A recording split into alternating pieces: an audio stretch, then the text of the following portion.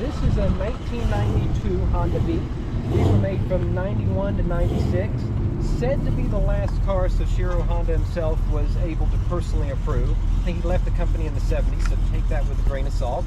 But he was known for coming back. It's very likely he stood next to this, an early production model, and said, yes, this is good.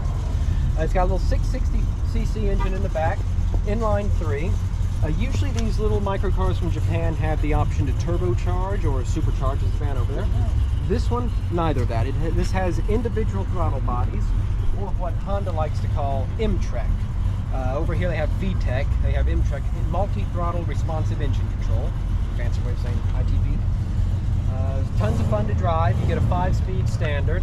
By the time you're going, what, 60, 65, you're really topping out and over revving it. So it's not very fast, but it's tons of fun on the street. We'll go around corners like, if you think of street legal go-kart, that's pretty much the best way to describe this.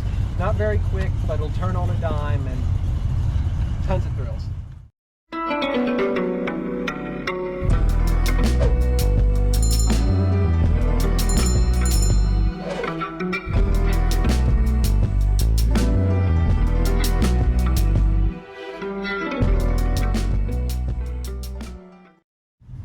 Here we have the Subaru Sambar. I think they started making these, you can get these in America as early as the 60s.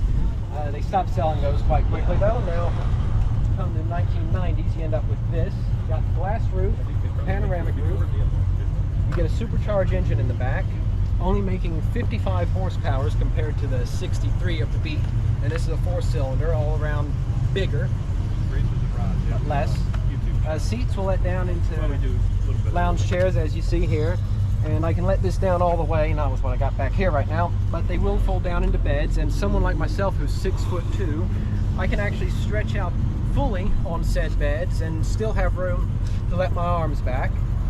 And if you're talking about headroom, thanks to the bubble roof here, I do have plenty of room both up front and back, and if I want to stand up, I've got all the way to space, so that is one bonus. Let this down, and you can actually have a meal here from the observation deck.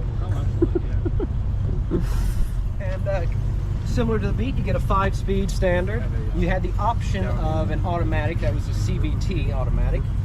This is the standard. Tons of fun to drive, just like the Beat. You are the crumple zone on this, as you can tell. No airbags, no rear seat belts.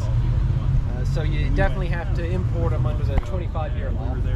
Both of these.